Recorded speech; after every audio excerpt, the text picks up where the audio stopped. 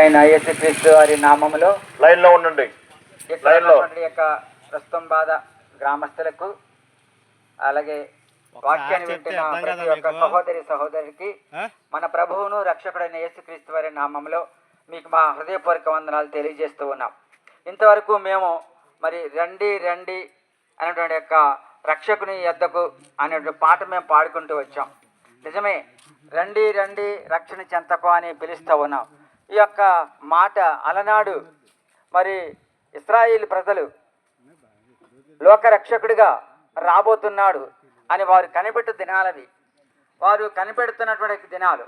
ఆయన యేసు ప్రభు వారు ఈ లోకానికి వచ్చారు. 2024 సంవత్సరాల క్రితం వచ్చారు. కానీ అప్పుడు యోహాను అంటున్నాడు, రాబోవాడు నీవేనా, మేము ఎవరి కొరకైనా మరి కనిపెట్టవలనా అని అడుగుతున్నప్పుడు యేసు ప్రభు వారు ఆ యొక్క యోహాను గారి శిష్యులు కానీ చెప్తూ ఉన్నారు, ఇదిగో చూడండి, మరి ఆయన కుంటివారికి కాళ్ళు, గుడ్డివారికి చూపును, కుష్ఠరోగులను స్వస్థపరుస్తూ అనేకమైన అద్భుత కార్యాలు చేస్తూ ఉన్నాడు అని మిమ్మల్ని పంపిన ఆ యొక్క యోహాను గారికి తెలియజేయండి అని చెప్తున్నారు. అలాగనే అనేక మంది ఆనాటి ప్రవక్తలు మరి రాబోవాడు నీవేనా అని వారు ఎదురు చూస్తున్నారు. ఆయన వచ్చారు, కానీ ఆ దినాల్లో అనేక మంది వారిని నమ్మలేకపోయారు. కనుక యెషయా భక్తుడు ఈ యొక్క ప్రవచనానికి ముందే 500 సంవత్సరాలకు ముందే కన్యక గర్భవతి కుమారునికలను ఆయనకు ఇమ్మానుయేలుని పేరు పెట్టుదు అని ఆయన ఆ యొక్క ప్రవచనాన్ని ప్రవచించారు. కనుక వారు రాబోతూ ఉన్నాడు, ఒక రక్షకుడు రాబోతున్నాడు అని వారు ఎదురు చూస్తున్న దినాల్లో ఆయన ఈ లోకానికి కన్య మరియ గర్భాన్న మరి ఆయన రక్షకుడిగా ఉదయించి ఉన్నారు. కనుక ఆయన ఈ లోకంలో 33 సంవత్సరాలు జీవించి అనేక మందిని మరి ఆయా వ్యాధిగ్రస్తులను స్వస్థపరిచి బాగు చేసి ఆయన యేసుక్రీస్తు వారి యొక్క రాజ్య సువార్తను ప్రకటించారు. నమ్మి బాప్తిసం పొందిన వారు రక్షించబడుదురు అనే యొక్క రాజ్య సువార్తను ఆయన చెప్తూ, ప్రయాసపడి భారములు మోసుకొని పోతున్న సమస్త జనులారా నా యొద్దకు రండి, నేను మీకు రక్షణ ఇస్తాను అని చదివిస్తున్నారు.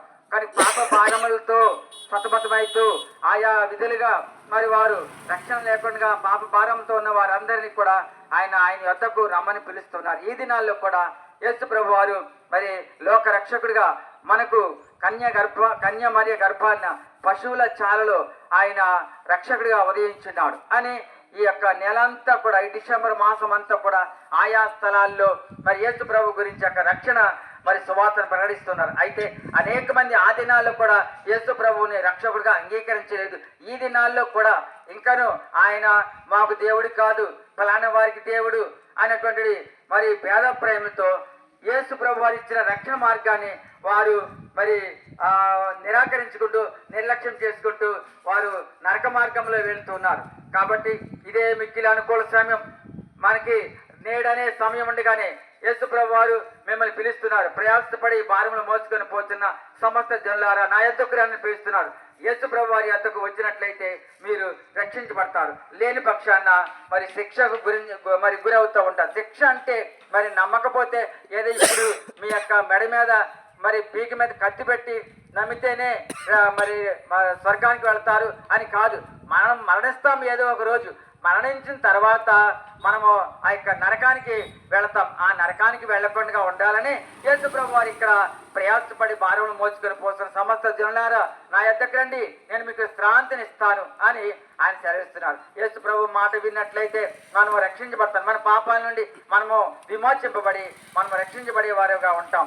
అయితే తిరస్కరిస్తే తప్పదు ఆ యొక్క నరకము. ఆ నరకములోనికి మనం వెళ్లకుండా ఉండాలని యేసు ప్రభు వారి యొక్క సువార్త మీకు వినిపింపజేస్తూ మరి మీ మధ్యకు మేము వచ్చి ఉన్నాం. కాబట్టి ఇదే మరి రక్షణ దినము, ఇదే మంచి అవకాశము. రేపు అనేది మనకి లేదు, ఎందుకంటే ఎంతలో కనబడి అందులో మాయమయ్యే ఆవిరి వంటిది మన జీవితం అందుని బట్టి మనము ప్రాణం ఉండగానే కనుక మనం యేసు ప్రభు నమ్ముకున్నట్లయితే దేవుని యొక్క రాజ్యంలో మనము నిత్య వారసులుగా స్వీకరించడానికి ఆయన ఇష్టపడుతున్నాడు. కనుకనే ఒక పాట ఉంది, మానవా మరలిరా ప్రభు చెంతకు చేరవా, ప్రభు పిలచే కరుణములోనా రక్షించు నిన్ను నేడైనా, ప్రభు పిలచే కరుణములోనా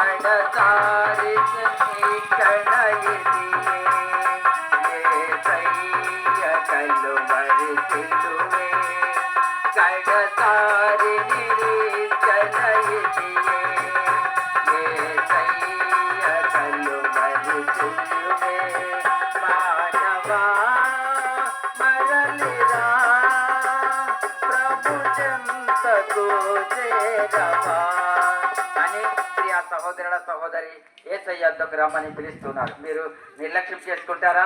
ఆ యొక్క నిత్య నరకము తప్పదు. ఆ నరకము తప్పించబడాలని యేసు ప్రభు వారు వాక్యము ఈ దినాన్ని మీ ముందుకు తీసుకురావడం జరిగింది. ఈ వాక్యం విని మరి ఎందరైతే అంగీకరిస్తున్నారో వారందరూ దేవుని కుమారులుగా కుమార్తెలుగా ఆయన మరి స్వీకరించబడడానికి ఇష్టపడుతున్నాడు.